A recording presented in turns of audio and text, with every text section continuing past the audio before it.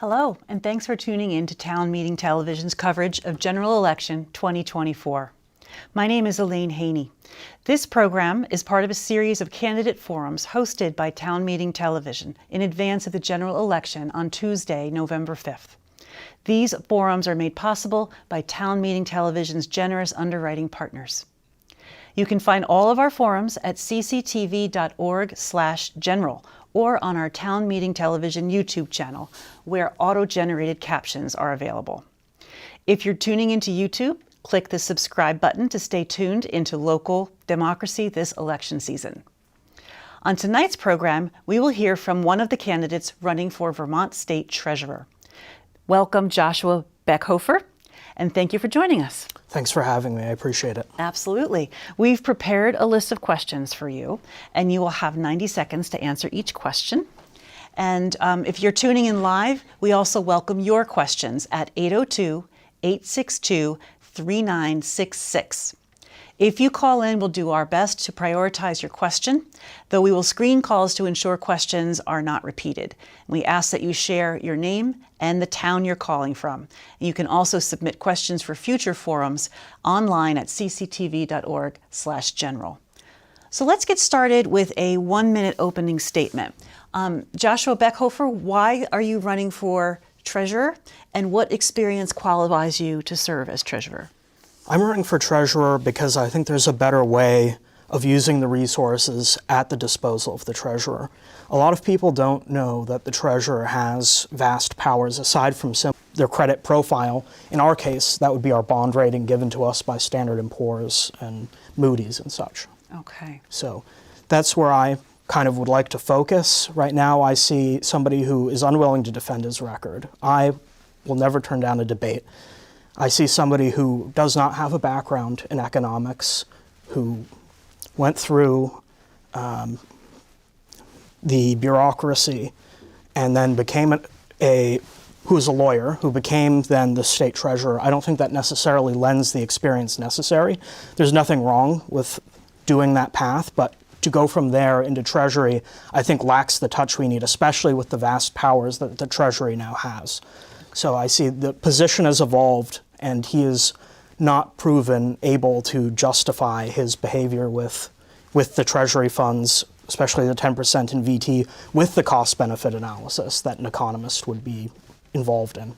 Okay. And just to clarify, I should have said at the start of this forum that incumbent treasurer Mike Piechak is unable to be here. He declined the invitation. So let's talk about priorities. What do you think are the most important roles played by the Vermont Treasurer's Office, and what would be your top priorities for the office if you are elected? So there is the core functions of the office, which is to disperse funds as directed by legislature. So that's in making sure that there is no impropriety there, as well as to steward the pension and minimize our unfunded pension and other liabilities to improve our credit score, our bond rating. So that's kind of like the core, and that directly translates to lower taxes as you're paying a lower interest rate, as we are, as citizens, on the debt we incur. So there's that. There's also the other special functions of it, which is promoting transparency, financial literacy. It's the 10% in VT. It's where our pensions are going. Our pensions are invested in BlackRock. A lot of people don't know that because our reports are very abstruse on pensions. So they're very difficult to read. Even me, who has this experience in reading it, finds it a little bit tedious. So what I would do is make it much more transparent to the public where their pensions are. And I would make sure that the 10% in VT is doing things that help Vermont, and not in a nebulous way, in a highly justified way, backed up by economic research. So right now we have sort of these nebulous plans set forward by Mike, and I would say, look, we're going to do a cost-benefit analysis. We have $85 million, or 10% of the rolling average of the Treasury funds. What's the most optimal way to spend that? And I have the experience, and I can bring people in who will back up this goal. And that's sort of my priority as treasurer, to add some science to it. Okay. Let's pivot a little bit to the education fund.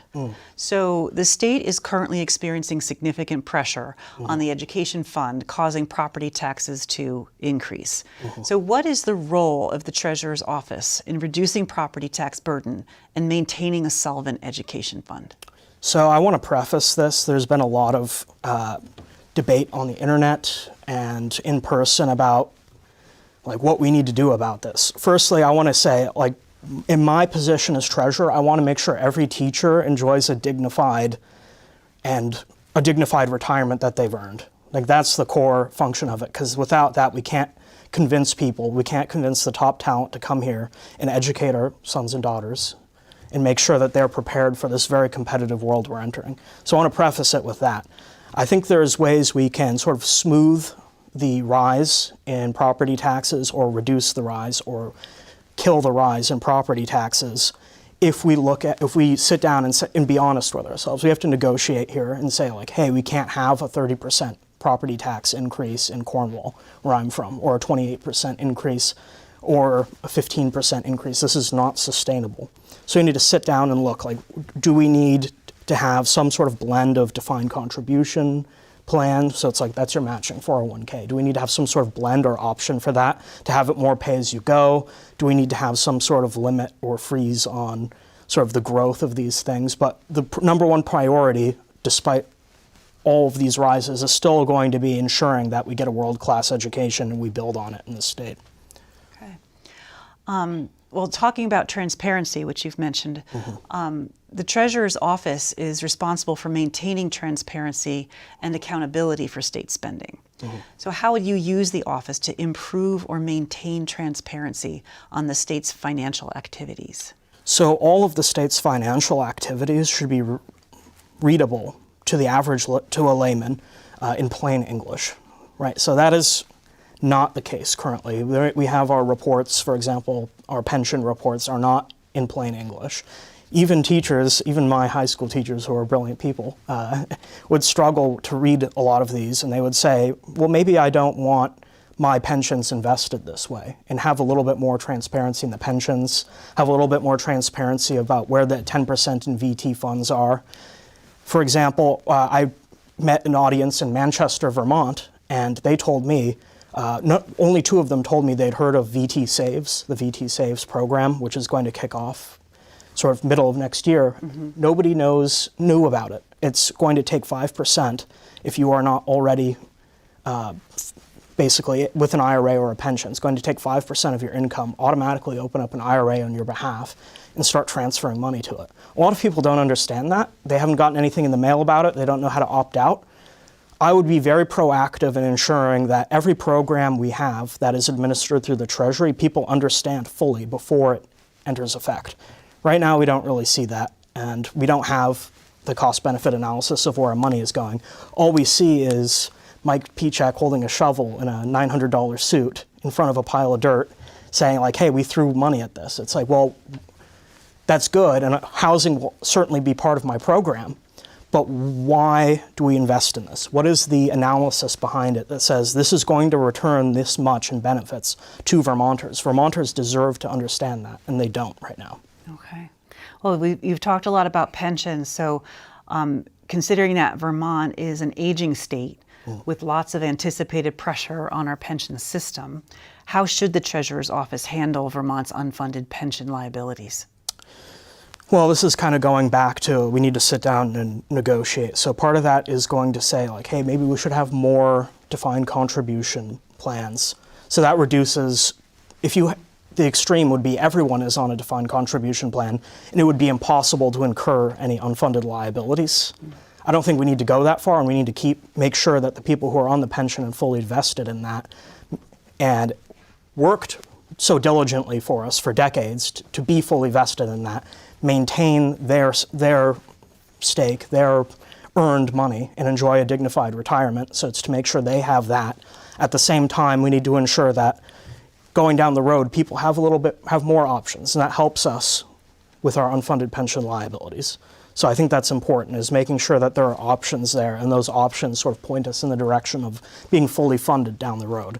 And I think that's what people want to see in the state. They don't want to see their children inheriting this very unwieldy thing with a declining population, a potentially declining revenue base, given these taxes, that may be forcing people out of the state and concentrating that burden onto fewer and fewer people. We don't want to see that. It's a vicious cycle. Once you go down that road, which is what Detroit went down, for example, you get this sort of feedback loop of you have fewer people, an aging population and a retiring population, these unfunded pension liabilities, which leads to a downgrade of your bond rating, which leads to higher rates and more taxes, more people leaving the state. As you can see, that is a loop. So we're trying to avoid that. Vermont's bond rating currently is very high. Are you foreseeing that it's going to go down? So we have a lot of the ratios, for example, revenue to unfunded pension liabilities are among the highest in the country. We also have the highest tax burden per capita in the contiguous 48, aside from maybe there's a few other states that kind of rank with us. So right now we're riding people moving into the state, and we're riding that COVID influx as well of people moving into the state and wealth moving into the state. But that bond rating is only based on what Standard & Poor's thinks the maturity of that bond will be risk rated for. So in the far future, where you have an aging population and a higher tax burden, that doesn't necessarily, the bond rating today doesn't necessarily correlate to the bond rating down the road. And if you have these ratios that look bad, like similar to Illinois when they had a junk bond status, then you will see a degradation of the bond rating down the road. So I think the idea is to build on and improve what we have while we have that money flowing in, and not to just say, hey, it's good as it is. I think that's a mistake. Okay. How would you approach the treasurer's responsibility to invest state funds, and what values would you bring to the state's investment strategy? So right now you have this, when you open up the pension fund, it's like excludes tobacco. I think we should exclude single-family housing. I think that is a critical issue for people my age. Even though, so for example, even Becca Ballant went on Twitter and then she said, hey, Invitation Homes is buying up all these single-family homes. This is a huge problem. And I said to her, yeah, why is our pension invested so heavily into BlackRock, a plurality shareholder of Invitation Homes?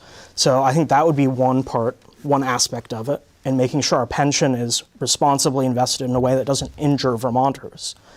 While at the same time, I would say, look at the Invest in VT, the 10% in Vermont. What if instead of having all these nebulous goals, we had a systematic approach to it, and we said, hey, look at Kirby, Vermont. They took out a $1 million revolving line for flood infrastructure. What if we bought a tranche or a slice of that loan and gave them a better rate? What if we invested in the Winooski wastewater plant? We should look at these things, and we're not looking at them or analyzing them. What if we invested more in a rural hospital or deferred maintenance here or there? And what returns would those bring to Vermonters versus housing? So I think Mike's approach is very nebulous. It's very airy. The issues he brings up are important, like climate resiliency. Those are important, but he doesn't have any specifics behind it. He just has these nebulous goals and then is using those to mask the fact that he hasn't done any analysis. The Treasurer's Office is also tasked with improving the financial literacy of Vermonters. How would you do this if elected treasurer? So financial literacy is a big problem. We've got a lot of people I talk to my age don't have an IRA, they don't have a 401k, and they're not maxing out their matching plans. So that's one focus of it. The other focus is on preventing scams. And this is not just the elderly, although that tends to get the focus. With the rise of AI and all of these new technologies, the level of deception in the economic world has gone up. And we need to protect not just elderly Vermonters, but all Vermonters, because these scams are getting more and more convincing. And we will be vulnerable to those attacks as time goes on. So those are the two sort of prongs I want to focus on, ensuring people know how to save for retirement and avoid scams. Okay. Well, I think we have time for one last question. Why did you choose to run with your political party as a Republican, and how would that party's platform inform your work as treasurer? Yeah, I see Vermont really as the GOP, as the party I'm running as a Republican. I see the VT GOP, the Vermont GOP, as the party of Vermont, really. Like John Rogers, like Phil Scott, like these folks running all around the state, just trying to run on simple pocketbook issues to ensure that people can afford to live in the state. So I've not raised that much money. Mike Piechek, I think, is he's raised $340,000. So he's raised more than any incumbent in state history. So his financial resources and depth of resources are considerable. And that's what I feel like I'm running against, and that's what I talk to other Republicans that they're running against in this state. So $100,000 of that is out-of-state money. Over that is out-of-state money. His average donation, the last time I checked, it's been a while, was $450. So that's not the average person. I'm certainly not donating $450 to any campaigns. I'm trying to be part of the party of the average common people who are just trying to scrape it by in the state. I'm certainly no millionaire. So that's where I'm coming from, and that's what I think the Republican Party is coming from, especially this election. This election is very important. It's critical to keep people in and build on those gains that we've had to ensure that we don't have a 2018 moment where we have the fewest seats in the state's history since the formation of the Republican Party. So we can build on that throughout the state and ensure that we break the supermajority and have a seat at the negotiating table, essentially, to decide our own destiny as a state. So I think that's very important, and that's why I'm running as a Republican. Okay. And let's have a quick closing statement, and then we're going to wrap it up. Okay, thank you. So my name is Josh Beckhofer. I'm running as a Republican for state treasurer, and I'm coming as somebody who is a friend of the farmer who wants to help this state go back to the party of George Aiken, like it was in the 40s, and ensure that we have an affordable state where people can enjoy their homes that they've grown up in and not be priced out. That's sort of my goal, and that's my basic goal, is pocketbook issues for Vermont. And I would really greatly appreciate your vote. I will never duck a debate, so thank you very much. Thank you very much for joining us tonight, Josh Beckhofer, and thank you for tuning in to Town Meeting Television's ongoing coverage of local candidates, local budgets, and ballot items. You can find this and many more forums at cctv.org/general or on our Town Meeting Television YouTube channel. Don't forget to cast your ballot in the general election on or before November 5th, and then tune into Town Meeting TV's results recap to show that evening. And contact your local clerk to find out how to obtain a ballot and how to register to vote. In Vermont, you can register to vote on Election Day. Thank you for watching and sharing Town Meeting Television.